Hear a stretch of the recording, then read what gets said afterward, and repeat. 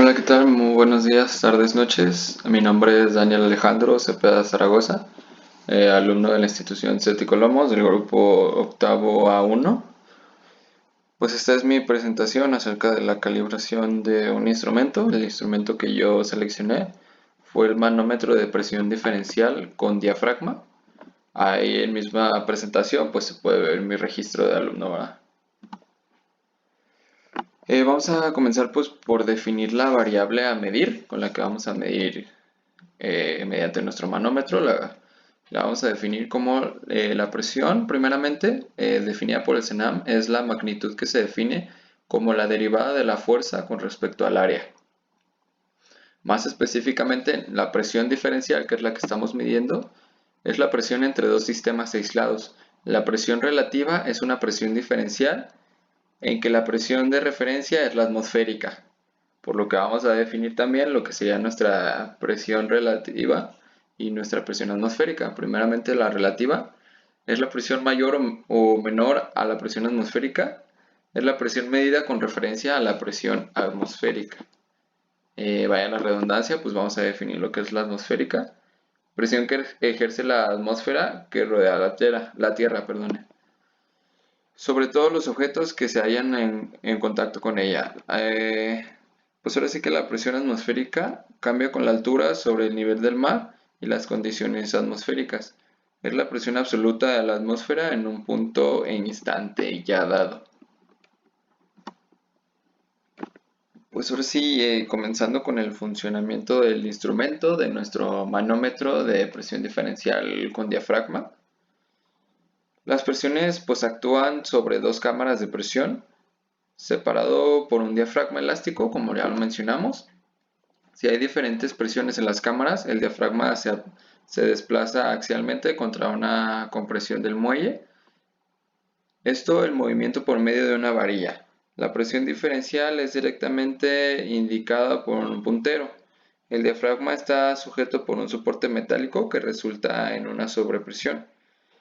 Pues ahora sí que este tiene un sistema de seguridad de hasta 25 bar en ambos lados, pues para no sufrir ningún deterioro o algún fallo dentro de nuestra medición.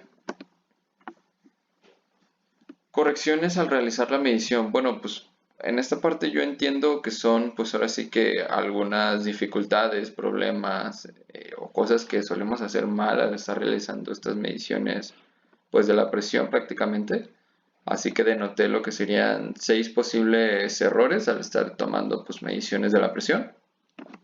Las voy a resumir un poco para que no dure mucho el video.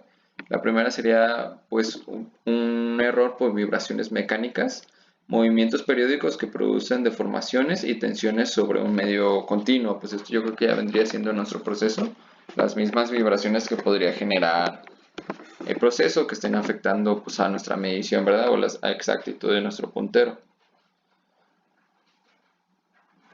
Nuestro segundo posible pues, error sería la pulsación, aumento y disminución rítmica de una presión determinada. Esto podríamos dar como un ejemplo en las bombas o compresores. Estas fluctuaciones bruscas de presión repercuten en la vida útil de los componentes pues, afectados, ¿no? Vamos rápido. La tercera sería una temperatura a grado de calor frío mediante una escala determinada. Se debe distinguir entre la temperatura del medio y del medio ambiente. Un manómetro convencional de glicerina aguanta una temperatura ambiental de aproximadamente de menos 20 a más 60 grados centígrados. Y pues así pues, estaría siendo con cada tipo de pues, manómetros, ¿no? Habría ya que meterse más en las especificaciones del modelo, dependiendo qué tipo de manómetro de presión diferencial tenemos. Pues de la marca, ¿no? Ya meterse en las especificaciones y ver los rangos de temperatura que este aguanta y en las que no tendría mucho problema en realizar la medición. Otra afectación podría ser la sobrepresión en un instrumento sometido a una presión superior al límite, a lo máximo que aguanta. Al estarle metiendo más presión de la que alcanza a medir nuestro instrumento, pues ya podría sufrir cierta daño, ¿no? A la hora de realizar nuestra medición o simplemente brindarnos una medición errónea. Pues otra puede ser la corrosión o destrucción gradual del material causada por ataques químicos provocados por el medio de medición o por el ambiente, o podría ser pues por nuestra variable de proceso, por lo que estemos utilizando, no sé, ya sea algún líquido o pues algún gas que esté pues ahora sí que con posibilidad de deteriorar el material del que esté hecho nuestro manómetro o su entorno. Y por último, la obturación, limitar o impedir el flujo debido a las sustancias ajenas que se adhieren a los conductos de fluido. Pues esto ya sería impedir que el manómetro pueda realizar tranquilamente su propia medición, ¿verdad? Podemos ver aquí un pequeño diagrama de lo que viene siendo nuestra histéresis y el error de medición. Esto es pues ahora sí que con el eje XY, en X presión, en Y señal, y la curva característica que suele tener y la que debería ser, ¿no? Nuestro funcionamiento ideal es la línea punteada, y la curva característica, que es la respuesta que solemos tener, pues son estas dos curvas de ejemplo que nos brinda, y pues la histéresis que tiene entre las mediciones y el error de la medición respecto a la recta ideal. El proceso para calibrar nuestro manómetro de presión diferencial con diafragma. Primeramente, pues hay que instalar el instrumento en un generador de presión, interponiendo entre los dos una válvula. Someter el instrumento al valor máximo de presión permitido, llegarlo a su máximo rango, al máximo alcance que tiene, y desconectarlo de la fuente de presión mediante la válvula, quitarle pues la alimentación de presión. Las posibles pérdidas del elemento sensible se advertirán por el lento retorno a cero de la aguja indicadora. Para comprobar la presión de indicación, pues hay que generar en el laboratorio un valor de presión estable y aplicarlo al instrumento examinado y a un patrón primario de presión.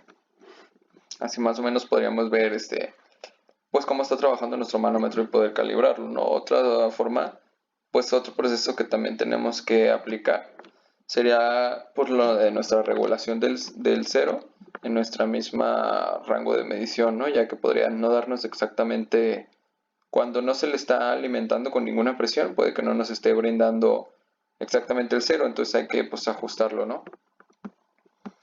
Pues para la regulación del cero hay que cerrar primeramente las válvulas de intercepción en la toma positiva y la negativa, abrir la válvula de intercomunicación.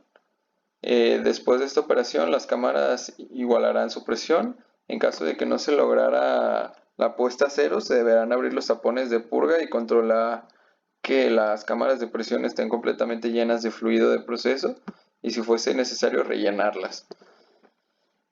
Esto podría ser pues en caso de que sí tengamos una mala regulación del cero, ¿no? Pero en cambio yo llegué a ver videos en las que se muestra pues como tal nuestro instrumento, y también maneja lo que sería un tornillito en la parte de la flecha, la plumilla indicadora, con la que podríamos estar ajustando nuestro cero ya a nuestra conveniencia o preferencia. Sin embargo, pues aquí dice por último, si una vez efectuada la purga, la aguja indicadora queda desplazada del cero con un valor no superior al 10% del valor de fondo escala, deberá procederse a la regulación del cero, actuando sobre la regulación micrométrica de la aguja. Esta será un tornillo. Ah, mira, pues como lo acabo de explicar, pues tiene un tornillito en la parte de la medición. Digamos que aquí en esta parte de la aguja se maneja un tornillito con el que tendríamos que sostener nuestro puntero y estarlo regulando hasta llegar pues ahora sí que a nuestro cero absoluto. Las incertidumbres, pues los errores típicos de los manómetros van desde el 0.05% de su rango de medida para los de máxima precisión hasta el 4%. Pues se recomienda para su calibración utilizar otro manómetro como patrón cuya incertidumbre sea de al menos un cuarto de la exactitud del manómetro. Para no extenderme, pues como tal tenemos lo que sería esta fórmula para calcular nosotros pues la incertidumbre de nuestro instrumento como tal, explicando pues cada parte de la fórmula, ¿no? Que es cada parte dentro de nuestra fórmula. Por ejemplo, decir que CI es la corrección final pues dentro de la calibración. PRI sería el valor de la lectura del patrón en el punto I.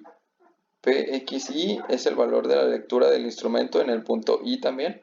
La sumatoria de nuestro símbolo, no sé qué símbolo sea, J, PATJ, como se muestra en esta parte. Es la suma de las correcciones debidas al patrón, nulas o no, que van a tener contribución en la incertidumbre. Otra vez nuestra sumatoria del símbolo K y NSK es la suma de las correcciones debidas al instrumento, nulas o no, que van a tener la contribución en la incertidumbre también.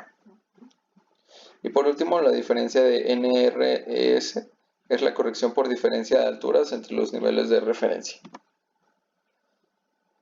Por último, mis conclusiones, pues yo concluyo, como todo instrumento, los manómetros también tienen un rango de errores y sus posibles fallos en la medición. Nunca vamos a poder saber a ciencia exacta el valor de la variable que estamos midiendo al instante, ya que eso constaría de una serie de fórmulas interminables, las cuales tampoco nos podrían asegurar pues exactamente la medición ideal. Lo único que podemos estar visualizando al momento es un aproximado, una medición aproximada que se va a estar dando pues por nuestro instrumento de medición al momento de estarlo metiendo en el proceso, ¿no? Y pues este simplemente pues nos daría un valor de referencia, un valor aproximado al real dentro pues de lo que sería nuestra medición, ¿verdad?